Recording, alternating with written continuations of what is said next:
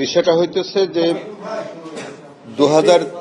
2013 সালের 5ই মে তৎকালীন হেফাজতে ইসলামের যে সংগঠন তাদের পক্ষ থেকে বিভিন্ন ব্লগার বা বিভিন্ন অনইসলামিক কার্যকলাপের প্রতিবাদে তারা ঢাকায় একটা অবস্থান কর্মসূচি ঘোষণা করেছিলেন।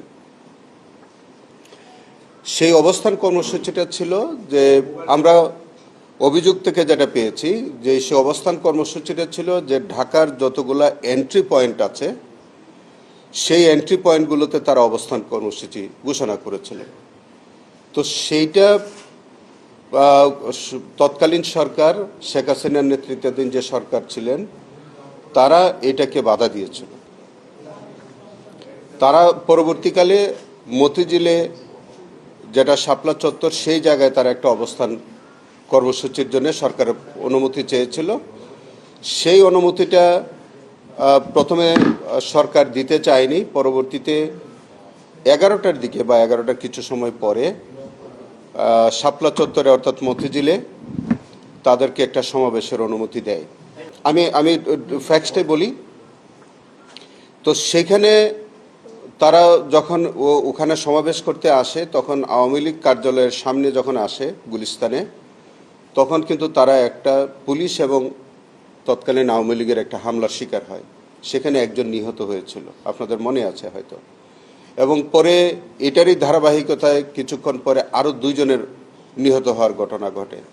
যাই হোক, এইগুলো উপেক্ষা করেই তারা সন্ধ্যার দিকে শাপলা চত্বরে তারা অবস্থান নেয় এবং তারা তাদের কর্মসূচি অব্যাহত রাখেন।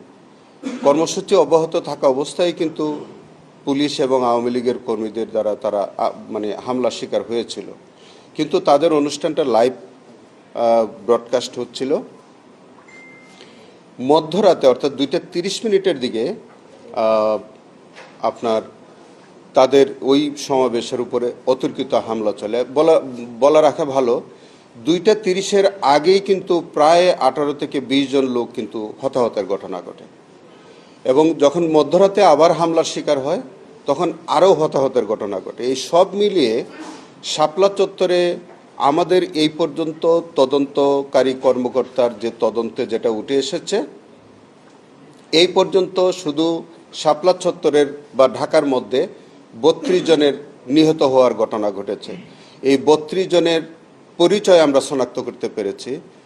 এর মধ্যে কয়েকজনের পোস্টমর্টেম রিপোর্ট হয়েছে, অনেকের পোস্টমর্টেম রিপোর্ট হয়নি, কিন্তু তাদের কবর এবং তাদের পরিবারের সদস্যদের সাথে আমাদের তদন্ত সংস্থার লোকজনদের যে কথাবার্তা, তাতে করে এই 32 জনের আইডেন্টিফিকেশনটা আমরা নিশ্চিত করা সম্ভব হয়েছে। পরের দিন নারায়ণগঞ্জে সেখানে কিন্তু আপনার আরও প্রায় 20 জনের মতো নিহত হওয়ার ঘটনা ঘটে। সেই 20 জনের পরিচয় আমরা শনাক্ত করা সম্ভব হয়েছে ইতিমধ্যে, তাদের হয়েছে। এটা পরের দিন এবং একই দিন আপনার চট্টগ্রামেও 5 জন কিন্তু নিহত হয়েছিল, কুমিল্লাতে 1 জন নিহত হয়েছিল। সব মিলে আমরা এই পর্যন্ত প্রায় 58 জনের নিহত হওয়ার ঘটনা আমরা শনাক্ত করতে পেরেছি, তাদের পরিচয় আমরা পেয়েছি। কয়েকজনের পোস্টমর্টেম রিপোর্ট তৎকালীন সময় হয়েছে, অধিকাংশ হয়নি,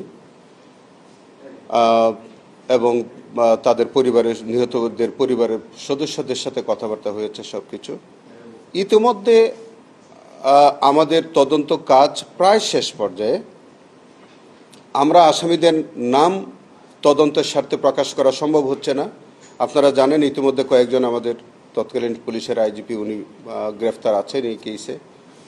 আরও সরকারের যিনি একদম সুপিরিয়র কমান্ড যিনি দিয়েছেন, সরকার প্রধান থেকে শুরু করে তৎকালীন বাহিনী প্রধান, কমিশনার, পুলিশ কমিশনার সহ অনেকেই এটার সাথে জড়িত থাকতে পারে, যাদের নাম আমরা তদন্তের সাথে এখনই প্রকাশ করছি না। তবে আমাদের এই মামলাটির তদন্ত কাজ প্রায় 90% আমাদের সমাপ্ত হয়ে গেছে। আমাদের কিছু এক্সটেন্ডেড ওয়ার্ক আছে, সেটা আমরা করে যাচ্ছি। সেটা চট্টগ্রামে আমাদের কিছু ফার্দার ইনভেস্টিগেশনের কাজ আমাদের চলতেছে। আমরা প্রত্যাশা করছি যে এই মামলার ধার্য তারিখ আছে ৭/৬/২০২৬ তারিখে। ৭/৬/২০২৬ তারিখের মধ্যেই আমরা যে কোনো সময় আশা করছি ইনশাল্লাহ আমরা এই তদন্তটা সম্পূর্ণ কনক্লুড করে আমরা রিপোর্ট সাবমিট করা সম্ভব হবে এবং রিপোর্ট সাবমিট সাপেক্ষে ফর্মাল চার্জ দাখিল এবং পরবর্তীতে বিচারের প্রক্রিয়া শুরু হবে বলে আশা করছি। ওই যে এইটি বললাম যে আমরা আসামিদের নাম পরিচয় এখনই প্রকাশ করা সম্ভব হচ্ছে না, তবে এটা ৩০-এর নিচে হবে না। গ্রেফতার এর মধ্যে বোধহয় কয়েকজন আছে, আমি ঠিক এক্স্যাক্টলি ফিগারটা আমার মনে নাই এখন, ৬ জন। হ্যাঁ, আমরা তো প্রত্যেক নিহতের পরিবারের সাথে আমরা কথা বলেছি এবং যেসব হেফাজতে ইসলামের সদস্যরা যারা এই খুনের শিকার হয়েছেন প্রত্যেক পরিবারের সদস্যদের বক্তব্য আমরা নিয়েছি। অতএব প্রত্যেকের এই নিহত হওয়ার পক্ষে আমাদের পর্যাপ্ত সাক্ষ্য প্রমাণ আমরা পেয়েছি।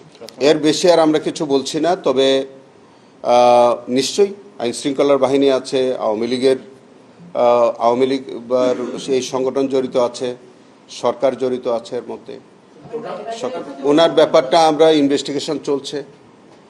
আমাদের একটা বক্তব্য, আমরা একটা ইনভেস্টিগেশনের মধ্যে আমরা পাচ্ছি যে তিনি দেশের বাইরে ছিলেন।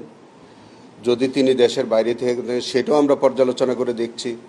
সুপিরিয়র কমান্ড রেসপন্সিবিলিটি যদি হয় সেখানে কিন্তু যে কোনো জায়গা থেকে তার ওই লায়াবিলিটিসটা থাকে। তো সব কিছু মিলে আমরা দেখি, ওনার যদি সম্পৃক্ততা থাকে আনবো, যদি সম্পৃক্ততা না থাকে আনা যাবে না, দেখি সেটা আমরা আন্ডার ইনভেস্টিগেশন আছে, তদন্তাধীন যেহেতু বিষয়টা আছে আমরা আরো বেশি কিছু। আমার মনে হয় যে আমাদের তাদের সাংগঠনিক কার্যক্রম একরকম আর আমাদের বিচারের ইনভেস্টিগেশনের পরিধিটা আলাদা। তারা সাংগঠনিক কার্যক্রমের মধ্য দিয়ে অথবা রাজনৈতিক কর্মকাণ্ডের মধ্য দিয়ে তাদের যে বিষয় হত্যাকাণ্ডের পরে যে ঘটনাটা, সেটা সঙ্গত কারণে আমাদের ইনভেস্টিগেশনে আসবে না, আসা উচিত না। এটা তাদের পরবর্তী রাজনৈতিক কার্যক্রম, সেখানে আমার মনে হয় না যে আমাদের ইনভেস্টিগেশন এসব বিষয়ে আসবে। না না না না 5 মে তো রাত 2:30টার আগেই তো 18-20 জন খুন হয়েছে। দুপুর থেকে তো খুন হয়েছে। হ্যাঁ, 2 দিন ব্যাপী আমাদের ঘটনাটা ঘটেছে। সেটা যাদের পরিকল্পনায় এই ঘটনাটা ঘটেছে, আপনার খুব পরিষ্কার করে যদি বলা যায়, সেটা হচ্ছে তৎকালীন সরকারের উদ্দেশ্য ছিল যে এই ইসলামিক এই গ্রুপটাকে বা এই সংগঠনটাকে হয়তো একেবারেই নিধন করে দেওয়া, এরকম থাকতে পারে। এবং তিনি হবেন সেটা হবেন। তিনি তার সংশ্লিষ্টতা আমরা পেয়েছি এবং অন্যান্য বাহিনী প্রধানদের সংশ্লিষ্টতা আছে। যাদের সংশ্লিষ্টতা আছে আমরা সবাইকে নিয়ে আসবো। আছে, তিনি তো প্রত্যক্ষভাবে জড়িত ছিলেন, তিনি তো উপস্থিত ছিলেন।